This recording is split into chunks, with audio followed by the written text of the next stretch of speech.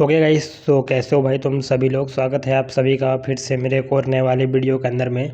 आज की इस वाले वीडियो में मैं स्टार्टिंग में एक बात बताना चाहता हूं कि मैं जो है इस चैनल में कार के रिगार्डिंग वीडियोस बनाऊंगा, क्योंकि मुझे कार्स में इंटरेस्ट है और मैं चाहता हूं कि मैं कार्स के रिगार्डिंग वीडियो मैं बनाऊं, क्योंकि वो कहते हैं ना कि जिस चीज़ में आपको इंटरेस्ट हो उसी चीज़ के बारे में कहीं ना कहीं कंटेंट शूट करना चाहिए। तो मुझे गाइस कार्स में इंटरेस्ट है। जैसे कि कार में भी इंटरेस्ट रिव्यू वगैरह में तो है ही है, वो तो मैं देखते ही रहता हूँ। उसके अलावा car वाले.com में जाकर के कार के प्राइसेस, कौन सी कार नहीं आई और क्या हुआ क्या नहीं हुआ। आज है आपका गाइस क्या बोलते हैं कि 8 सितंबर नहीं, आज शायद 9 सितंबर है। आई एम नॉट श्योर, ठीक है 9 सितंबर ही मान लेते हैं, ठीक है। एक सेकेंड है देख लेता हूँ। हाँ 9 सितंबर है गाइस आज, ठीक ना। एंड मैं सोच रहा हूँ कि यार इसी टाइप से कुछ वीडियो, आई नो इस टाइप से वीडियो शूट करने में व्यूज वगैरह नहीं आएंगे, क्योंकि आने भी नहीं चाहिए। क्योंकि अगर देखा जाए तो भाई मैंने सिर्फ अपना एक माइक बस है मेरे पास। ये माइक बोया का माइक है, आई थिंक सो। एंड ये जो माइक है आप लोग बताइएगा कि इसका जो क्वालिटी है वो कैसा है। अभी करंटली मैं एक स्टूडेंट हूँ, आई कांट अफोर्ड महंगा फ़ोन, महंगा माइक, स्टूडियो सेटअप वगैरह। तो मेरे को ना किसी ने सलाह दिया था, या फिर आजकल तो चैट जीपीटी है, हम उसी सलाह मेजरली उसी से लेते हैं। तो चैट जीपीटी ने ये बोला था कि भाई देयर इज नो नीड कि आप नया फ़ोन लें, आईफोन लें या फिर एक अच्छा खासा कैमरा सेटअप ही करें।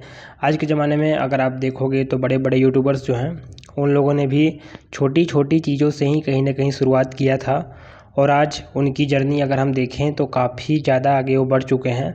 इनफैक्ट वो इतना ज़्यादा आगे बढ़ चुके हैं कि we cannot even match their levels, ठीक है। ये एक अलग तरीके का बात हो जाता है कहीं ना कहीं, ठीक है। तो बात करते हैं भाई कार्स के बारे में। सो आज की इस वीडियो में तो मेरा वही था कि जो एक इंट्रोडक्शन पैटर्न होता है उसको मुझे फॉलो करना है। मैं एक इंट्रोडक्शन वाले तरीके से बेसिकली बातचीत वगैरह करना मैं चाहूँगा, ठीक है। आई होप आपको मेरी जो आवाज़ है वो क्लियर वगैरह आ रही हो। और भाई देखो कार्स के मामले में देखो यही सीन है कि अभी हाल ही में सरकार द्वारा जीएसटी के जो रेट्स हैं वो घटाए गए हैं। सो आई थिंक सो मेजरली बात वही है कि जो कार्स हैं उनकी रेट भाई कम हो जा रही हैं। लोगों का ये मानना है कि जो कार्स हैं उनकी रेट 21 सितंबर के बाद कम हो जाएगा। तो यार प्लीज़ कार वगैरह अभी आप परचेस मत करो, जीएसटी से दाम कम होने का आप वेट कर लो। बिकॉज आप चाहे कोई भी कार खरीदो आपको इजीली 50,000 से ऊपर कहीं बेनिफिट मिलने वाला है, ठीक है। बड़ी कार खरीदोगे तो और ज़्यादा बड़ा बेनिफिट मिलेगा, छोटी कार खरीदोगे तो उसमें भी ठीक ठाक बेनिफिट ही मिलेगा, ठीक है। सो यही एक बात वगैरह जो है बेसिकली हो जाती है, ठीक है। एंड गाइस अभी में कुछ कंपनीज़ भी ऑफ़र वगैरह करती हैं गाड़ी लेने का। देखो टाइमिंग आ रहा है, अब धनतेरस आ रहा है, और अगर मैं बताऊं ना तो अगर आप देखोगे ऐसी कार्स जो जल्दी नहीं बिक पाती या फिर जिनका स्टॉक रह जाता है, कंपनी उस पर लार्ज नंबर ऑफ डिस्काउंट वगैरह निकालती है। सो क्या इस टाइप से क्या कार लेना सही रहेगा या फिर सही नहीं रहेगा, तो मैं ये बोलना चाहता हूँ कि भाई परचेस वगैरह कर लो। बस एक बात का ध्यान रख लेना कि जो मैन्युफैक्चरिंग जो होती है जो गाड़ी की जो वो 6 महीने से ज़्यादा की ना हो, एटलीस्ट लास्ट 6 मंथ ही हो, उससे ऊपर का मैन्युफैक्चरिंग ना हो तो अच्छा रहता है। अगर 1 साल से ज़्यादा 1 साल हो गया हो या फिर 1 साल से ज़्यादा हो गया हो तब थोड़ा लगता है कि थोड़ा शायद गाड़ी ज़्यादा पुरानी हो चुकी है। बट 6 महीने तक में शायद सज्जर दिक्कत वगैरह नहीं होता।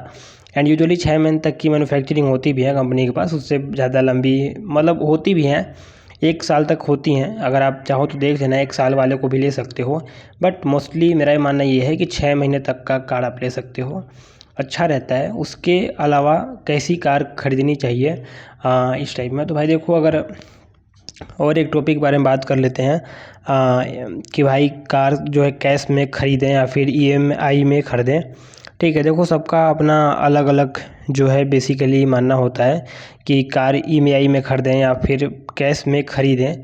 लेकिन अगर आप मेरी मानो तो मेरे हिसाब से यार देखो ईएमआई में खरीदने का कुछ देखो फ़ायदा हो जाता है। मोस्टली आप एक साथ कैश में पेमेंट करना तो थोड़ा बहुत एक तो आपको टैक्स वगैरह का हो जाता है कि इतना लंबा पेमेंट कैसे एक साथ कर दिया वगैरह, कुछ शायद कुछ डॉक्यूमेंट वगैरह कुछ देना पड़ता है एक्सेट्रा।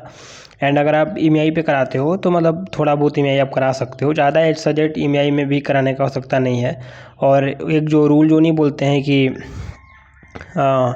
10, 20, 30 टाइप का रूल, इसमें से जो आपका ईएमआई होना चाहिए वो भाई आपके सिर्फ 10% 20% होना चाहिए। तो भाई इस तरीके से तो भाई आदमी कार कभी ले ही नहीं पाएगा, ठीक है। तो इन सब चक्करों में आप मतलब मेरा ये बोलना है यार कि ये सारी चीज़ें यार देखो वो प्रैक्टिकली पॉसिबल नहीं हो पाती वो चीज़ें, ठीक है। क्योंकि भाई 10% भाई क्या कोई आदमी क्या गधा है कि अगर वो 50,000 अगर वो कमा रहा है तो मैं खाली 5,000 खाली बनवाएगा? हाँ, तो भाई वही चीज़ हो जाती है कहीं ना कहीं, गधा वाली बात नहीं है। बट यहाँ पास गाइस वही चीज़ हो जाता है ना कि भाई जब आदमी के पास 50,000 जब वो कमा रहा है तो क्या वो अब वो लोग बोलते हैं कि 50,000 कमा रहे हो तो आप आल्टो अफोर्ड कर पाओगे, या फिर आप आल्टो भी आप अफोर्ड ना कर पाओ, शायद आल्टो अफोर्ड कर पाओगे, ठीक है। तो उन लोग का भाई बोलना ये रहता है भाई उससे अच्छा आदमी अपना 3-4 महीने का जमा कर लेगा, उसके बाद फिर करा लेगा EMI, ठीक है। तो कुछ इस तरीके से भी गाइस करा सकते हो।